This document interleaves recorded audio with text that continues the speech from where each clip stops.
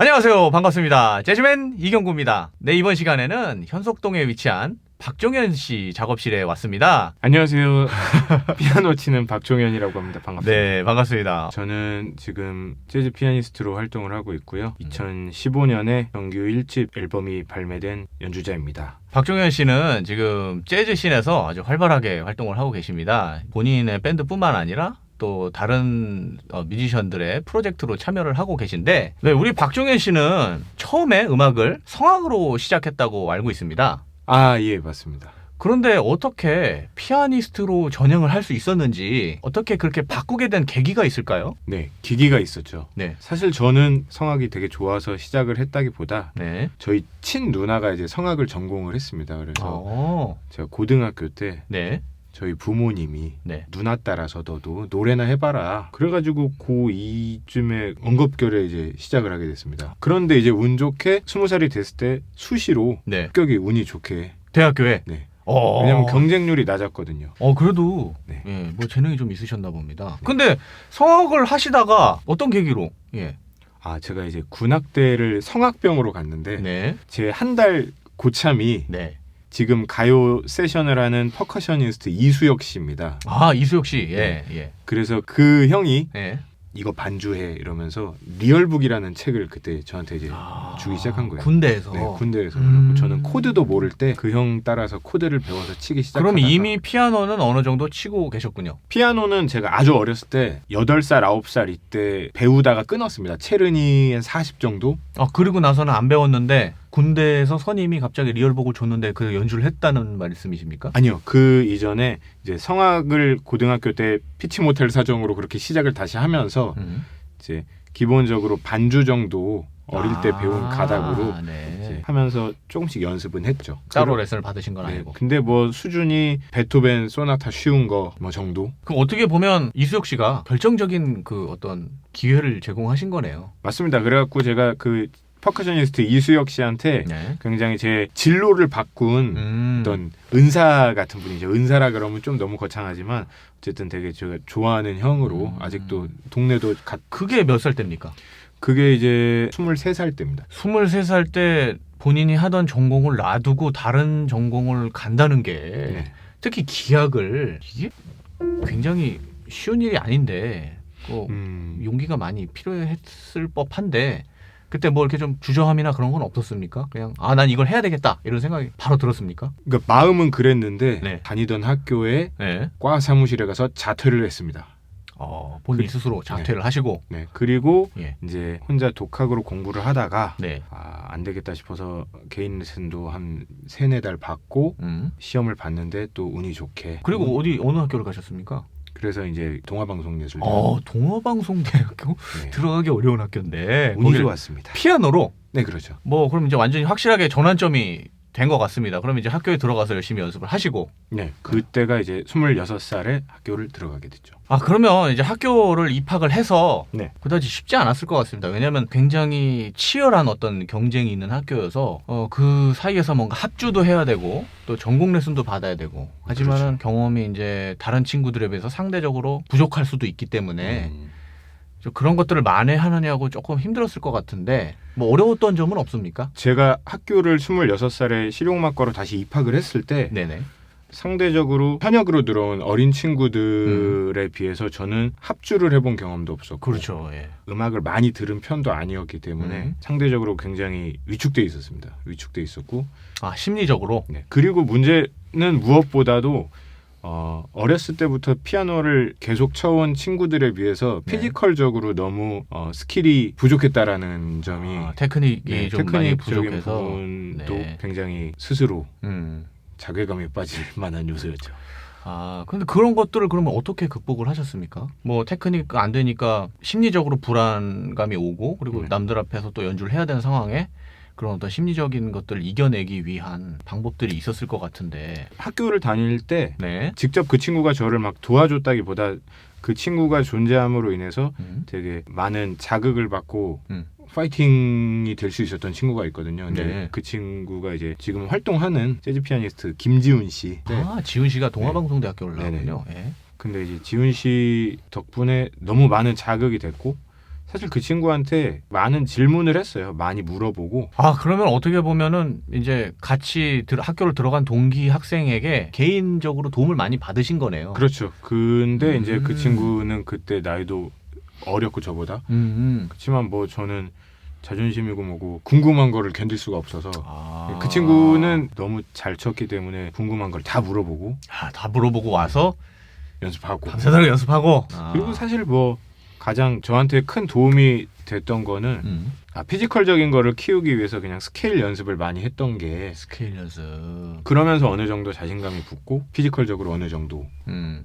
그때 많은 훈련이 되지 않았나. 음. 그래서 이제 처음에 들어갔을 때는 상당히 위축돼 있었지만 어느 정도 그것을 이겨내는데 많은 도움이 됐던 것 같습니다. 그러니까 이제 심리적인 위축감은 어쨌든 본인이 실력이 안 되는 데서 오는 본인의 어떤 심리 상태이지 않습니까? 네네네. 사실 누가 뭐라고 하는 것도 아닌데 네네, 맞아요. 본인 스스로가 그것을 느끼고 있으니까 연주를 할 때 이게 자신 있게 안 나오고 그게 또 어떻게 보면 다른 사람들에 의해 평가가 되어지고 맞아요.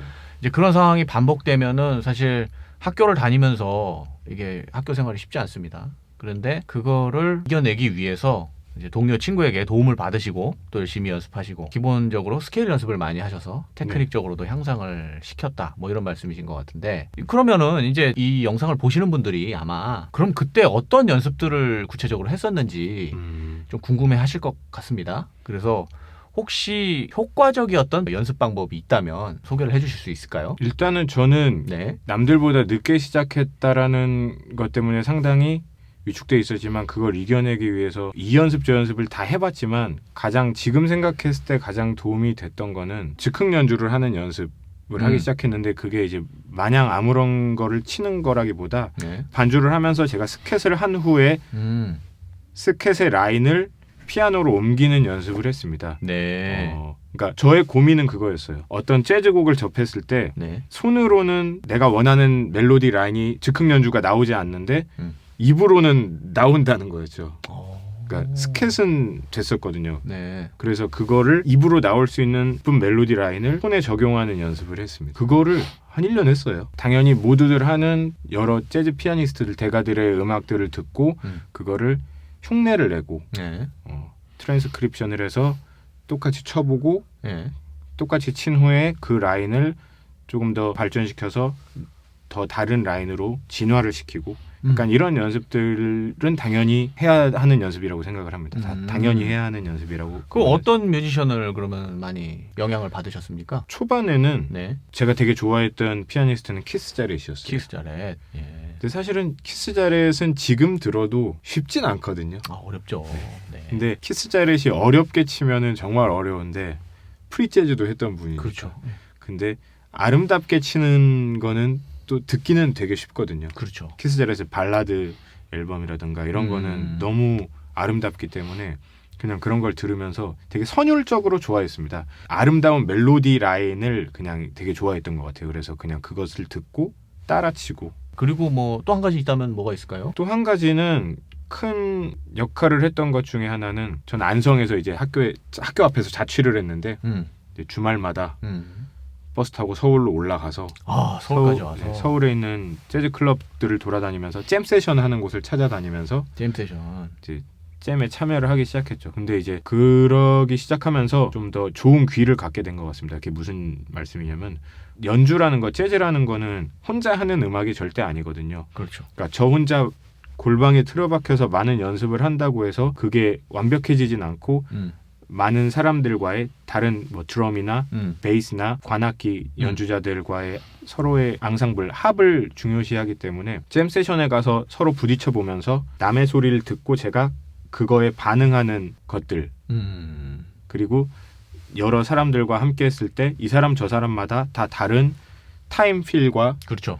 다른 그루브를 갖고 있기 때문에 그거에 맞춰서 제가 능동적으로 연주할 수 있는 능력을 키우는 데는 잼 세션만한 게 없다라고 생각을 해요. 그래서 도움이 됐던 것 중에 또 하나는 많은 사람들과 잼 세션을 통해서 앙상블을 해보는 것.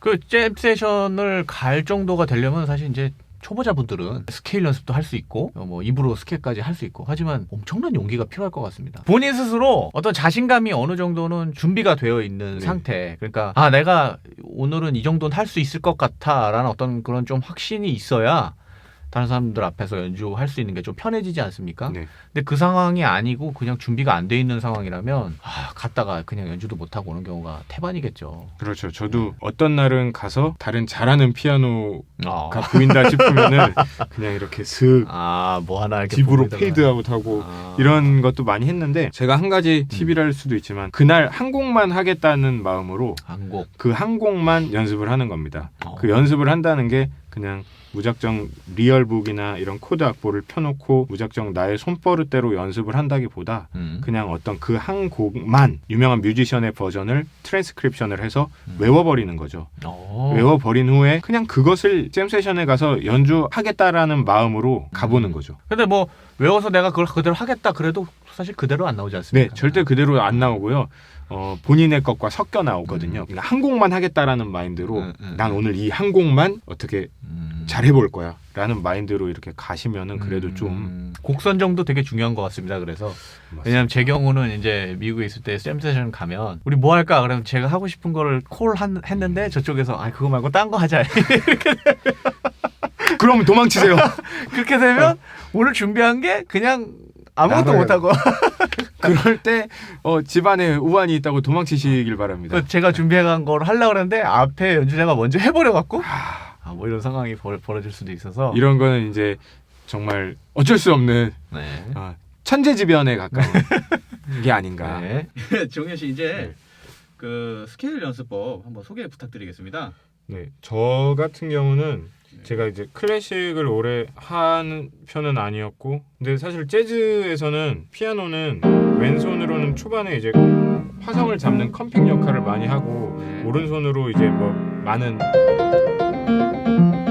라인들을 치기 때문에 저는 처음에 이렇게 연습을 했습니다. 그냥 클래식 한홍처럼 뭐 이런 식으로 그냥 스케일 연습을 하는 게 아니고 어떤 특정 코드를 하나를 잡고 왼손으로는 뭐 이를테면은 F 메이저 7이라는 코드를 잡고 또는 F 메이저 7이라는 코드에 맞는 어떤 보이싱을 잡은 후에 그 오른손으로 그 화성에 맞는 스케일을 연습하는 방법이었는데요. 그냥 스케일을 상하행하는 것도 물론 중요하겠지만 이거를 가지고 결국은 저희는 어떤 형태, 시퀀스를 만들어야 하기 때문에 이 F 메이저 7이라는 화성에서 F 메이저 스케일이라는 거를 쓸 수 있다라는 정보는 기본적으로 알고 있어야 하고요. 이 F 메이저 스케일이라는 거를 가지고 여러 가지 형태를 만드는 연습들을 굉장히 많이 했습니다. 그래서 뭐 이런 식으로 뭐 라든가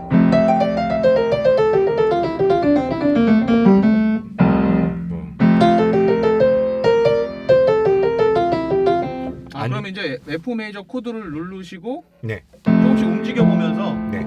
본인이 이제 어떤 형태를 만들어내는 그런 연습법인가요? 네, 그게 이제 처음에는 그냥 단순히 수학적으로 3도, 뭐 4도 이런 식으로 하다가 기계적으로 하다가 나중에는 그냥 제가 이 F 메이저라는 스케일 안에서 라인을 만들어 보는 연습들을 했거든요. 뭐 이를테면은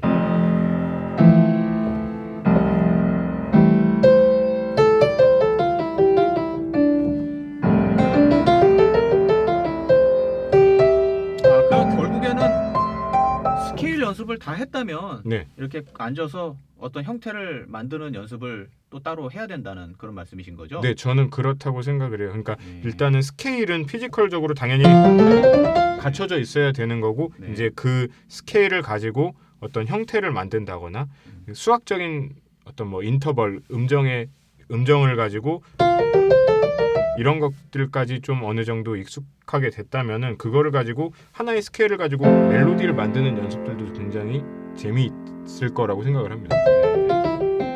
자, 그리고 그 다음에 아까 스캣도 말씀하셨는데 네네네. 그거 잠깐 보여주시면 좋을 것 같습니다. 제가 연습했던 방법인데요. 그냥 처음에 All the Things You Are라는 재즈 스탠다드 곡인데 뭐 이를테면은 화성들 진행 위해서 제가 그냥 처음에 즉흥 연주가 잘 안 되는 거예요. 네. 아니면 그냥 손버릇만 계속 나오고 원하는 멜로디 라인이 안 나온 거죠. 근데 이렇게 그냥 이 화성을 치고 두위야 자 이렇게 그냥 지금 라인을 꾸렸죠.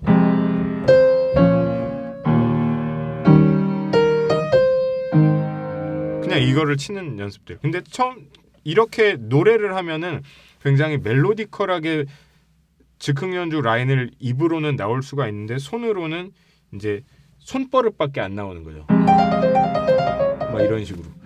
그래서 그냥 다 버리고 그냥 멜로디컬하게 라인을 꾸리는 연습을 그런 식으로 시작을 했습니다. 자 이렇게 했죠. 여기서 이제 발전을 시켜 나가는 거예요. 이거를 가지고.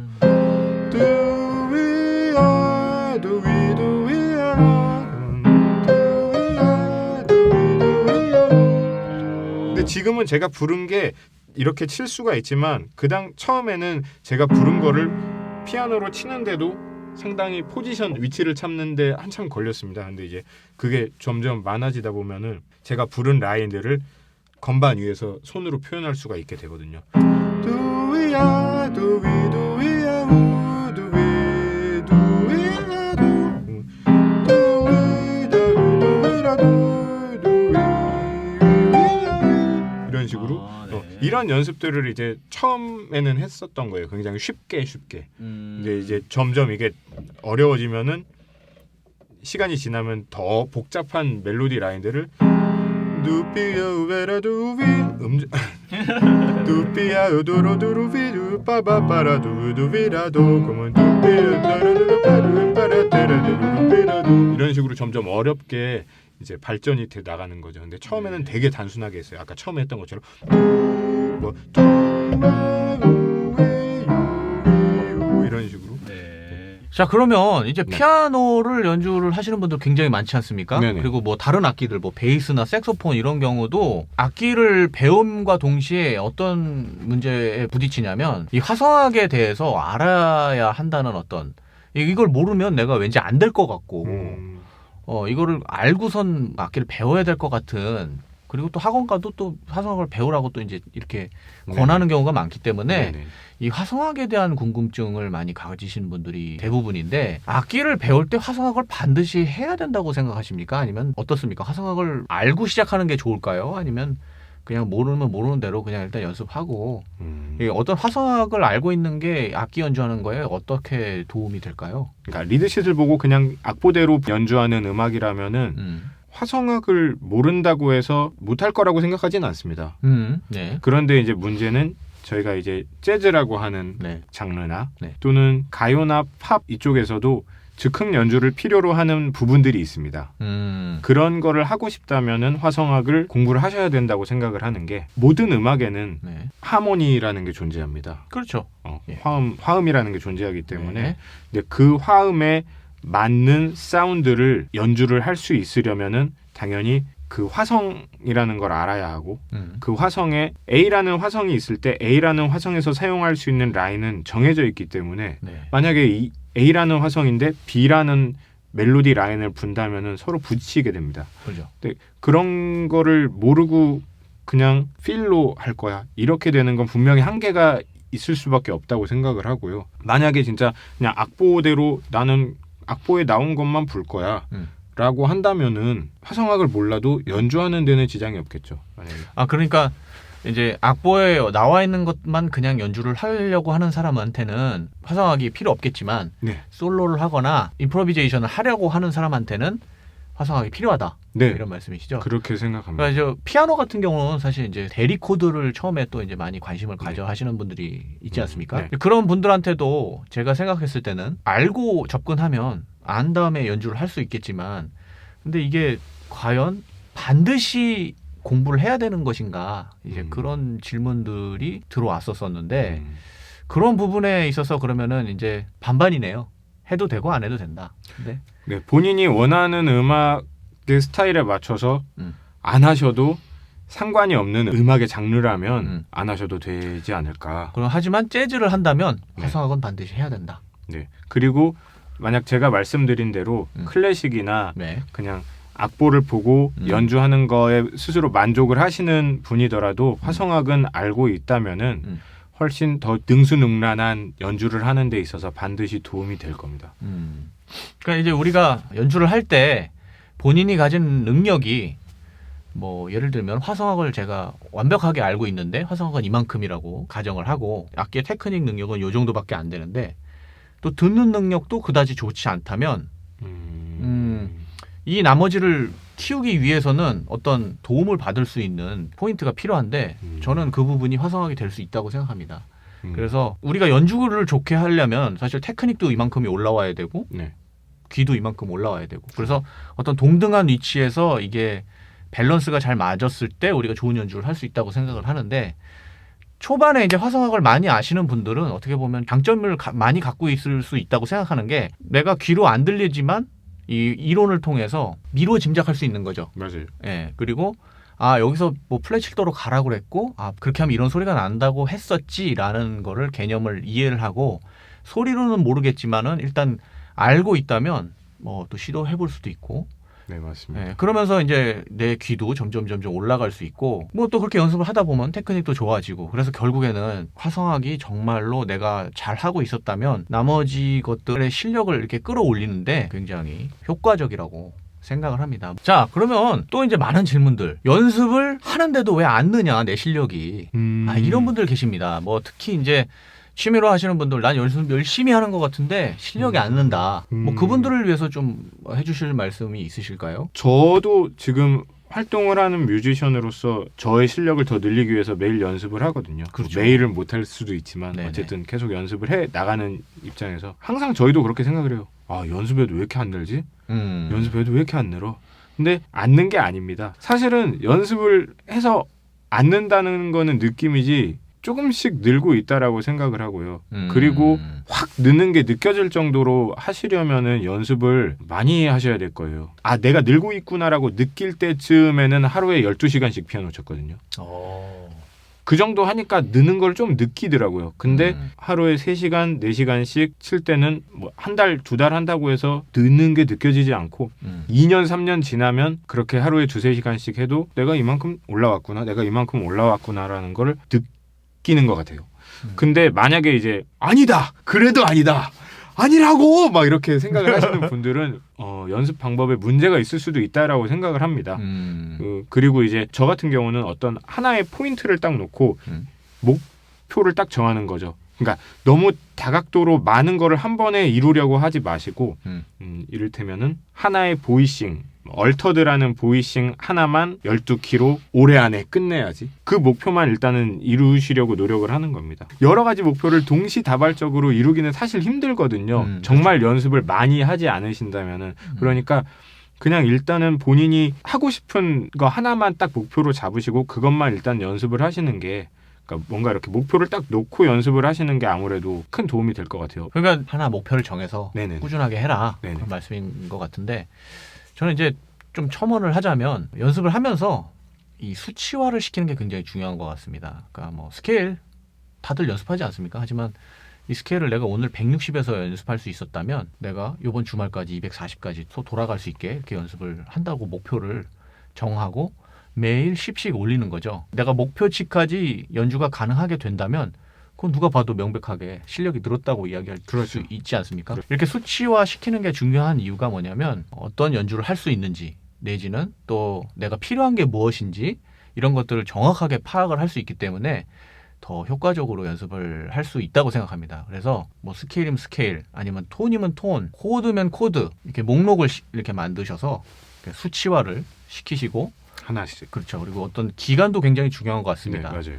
팔굽혀펴기를 하루에 20개씩 해야 되겠다. 그런데 20개를 오늘 아침에 10개 하고 점심에 2개 하고 저녁에 3개 하고 이런 식으로 시간을 정해놓지 않고 팔굽혀펴기를 하면 운동의 효과가 반감될 거라고 저는 생각합니다. 그래서 시간을 딱 정해놓고 그 시간에는 팔굽혀펴기를 20개. 그것만. 그렇죠. 그리고 그 다음날 같은 시간에 24개 이런 식으로 늘려가신다면 운동해보신 분들은 아시겠지만 텐션이 점점 들어가면서 근육이 커지면서 본인의 이 체력이 향상되는 것을 느낄 수가 있죠. 그래서 연습을 하실 때도 이렇게 시간을 정하시고 계획을 체계적으로 세우셔서 연습을 하시면 효과적일 것이다. 한 가지 더 말씀드리자면 저한테 배웠던 학생들 중에서 이제 전공을 목적으로 하지 않고 취미로 네. 저한테 피아노를 배운 학생들이 쉽게 지겨워하거든요. 그래서 그런 경우는 제가 이런 식으로 과제를 내줬습니다. 이 곡을 네가 잘 칠 때까지 이 곡만 연습해. 어떻게 보면 그것도 아까 말한 거랑 다를 바가 없거든요. 하나의 목표만 딱 세우고 이 곡만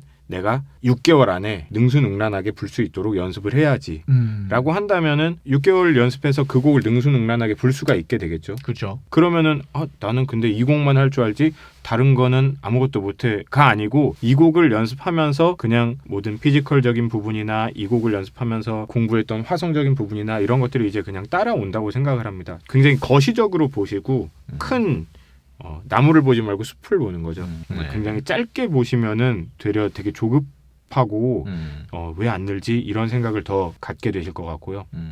그래서 계획을 가지고 좀 멀리 보고 연습 계획을 세워서 연습을 하시라. 자, 그리고 이제 어떤 분이 질문을 하셨습니다. 제가 지금 하고 있는 일이 있는데 회사를 다니고 있는데 지금이라도 제가 뮤지션이 될 수 있을까요? 준비를 하고 있는데.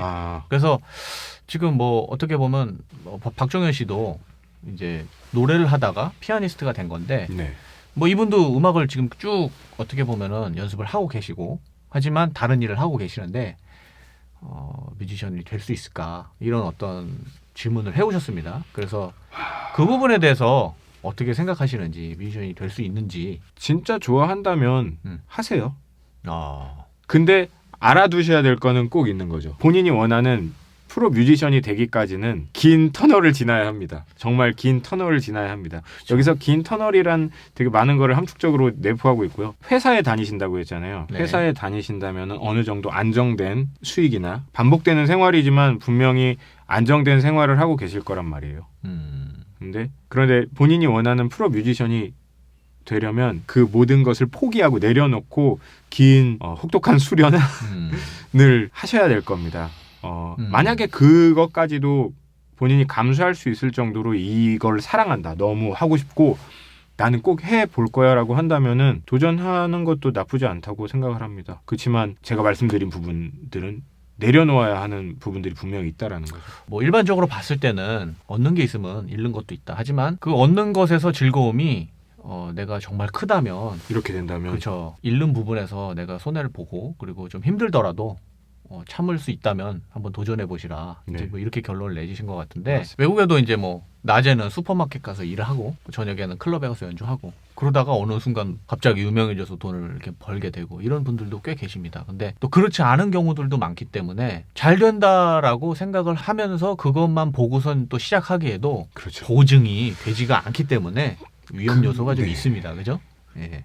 하지만 그만큼 내가 이것을 사랑하고 이 일에 대해서 보람을 느낀다면 도전해볼 만한 가치는 분명히 있다. 그 박종현 씨는 활발하게 활동을 하고 계시기 때문에 지금 뭐 제가 봤을 때 성공적인 뮤지션의 삶이라고 이야기할 수 있을 것 같습니다. 뭐 부와 명예를 떠나서 지금 연주를 하고 또 그거에서 즐거움을 얻는 어떤 이런 측면에서는 뮤지션이란 직업을 추천을 하실 수가 있는지, 뮤지션이 되고 싶습니다 이렇게 찾아오면 저는 예. 추천을 하는 편입니다. 저는 개인적으로 이게 전 이제 좋아서 하는 거잖아요. 제가 그렇죠. 어렸을 때 성악을 했을 때는 그거를 그냥 대학 가기 위한 수단으로 했었고 학교를 다닐 때도 되게 의욕이 없이 그냥 학교를 들어갔으니까 마지못해 다니는 느낌이었지만 지금은 제가 정말 좋아서 하고 있거든요. 근데 많은 분들이 이제 제 친구, 회사 다니는 제 친구들이나 네. 이런 친구들이 부럽다고 이야기를 하는 게 너는 네가 좋아하는 일 하면서 벌어서 살 수 있잖아. 그 점이 정말 좋아요. 스트레스를 안 받는 거? 물론 아예 하나도 안 받는다는 거는 거짓말인데 거의 안 받죠. 즐겁습니다. 물론 이제 제가 이제 정말 좋아하니까 저 이거 없으면은 저는 사실 사는 의미가 없거든요. 네. 그 정도 열정이 있다면은 누구나 도전해볼 만한 가치가 있다라고 생각을 합니다. 그리고 무엇보다도 네. 은퇴하는 그 시기가 없어요. 그렇죠. 정년이 없잖아요. 네네. 건강만 하다면은 뭐 80이고 90이고 계속 할 수 있으니까. 그렇죠. 요새는 뭐 회사 들어간 제 친구들도 걱정하더라고요. 퇴직 걱정. 그렇죠. 근데 이제 그런 건 되게 좋은 것 같아요. 정년도 없어. 그냥 좀 운동해서 몸 관리만 하면은 네네네. 평생 내가 즐기면서 살 수 있으니까. 네. 그걸로 생활을 할 수 있으니까. 네. 네, 박종현 씨 오늘 시간 내주셔서 감사합니다. 아닙니다. 저는 네. 진짜 제가 구독하고 있거든요. 재즈맨 이경구 채널을 구독하고 있으면서 네. 제가 아는 뮤지션 분들도 막 등장하고 이래갖고 나는 언제 저기 나올 수 있는 거지? 막 되게 푸시탐탐 노리고 있었습니다. 네. 저 종현 씨 앞으로 지금 뭐 계획이 있으신가요? 저는 일단 재즈 피아니스트로서 계속 활동을 하고 있는데 네네. 이 집 계획이 없었는데 올해 이 집을 내야겠다라는 마음을 먹고 지금 준비 중에 있습니다. 이 집. 이 집 정규 앨범을 준비 중에 있고 네. 사실 이거는 이야기를 하진 않았었는데 네. 몇 트랙 정도는 네. 여기 계신 네. 재즈맨 이경구 님의 네. 그 도움을 좀 받아야 될 것 같습니다. 저를요? 네, 이거는 저 지금 처음 얘기하는 거예요. 공개 지금 네. 공개 캐스팅을 당해. 공개 간택 저도 이렇게. 네, 이 집 준비를 하고 계시는데 제가 굉장히 진짜 좋아하는 색소포니스트거든요. 일단은 뭐 테크닉이면 테크닉, 톤이면 톤. 아이고, 네. 그다음에 여기서 굉장히 재즈적인 랭귀지들을 막 쏟아내셔, 막 이렇게 쏟아내는 정말. 네. 제가 최고 좋아하는 감사합니다. 아티스트이자 이 집을 그럼 이제 올해 또 발매를 하시면 또 바빠지시겠네요. 네. 바빠져야 되는데 이게 앨범을 제가 1집을 발매한 후에는 네. 그렇게 막 안 바빴거든요. 그래서 이번에는 이 집을 좀 더 심혈을 기울여서 제가 정말 좋아하는 음악들과 제가 해보고 싶었던 좀 더 실험적인 사운드들로 준비 중에 있고요. 이 집을 발매함과 동시에 더 많은 활동을 해보도록 노력해보겠습니다. 여러분들 박종현 씨 이 집 많은 기대 부탁드리고요. 앞으로 활발한 연주 활동 한번 기대해보겠습니다. 네네. 어떠셨나요? 내용이 유익하고 즐거우셨다면 좋아요와 구독하기를 부탁드리겠습니다. 저는 이상으로 재즈맨 이경국, 피아니스트 박종현이었습니다. 감사합니다. 감사합니다.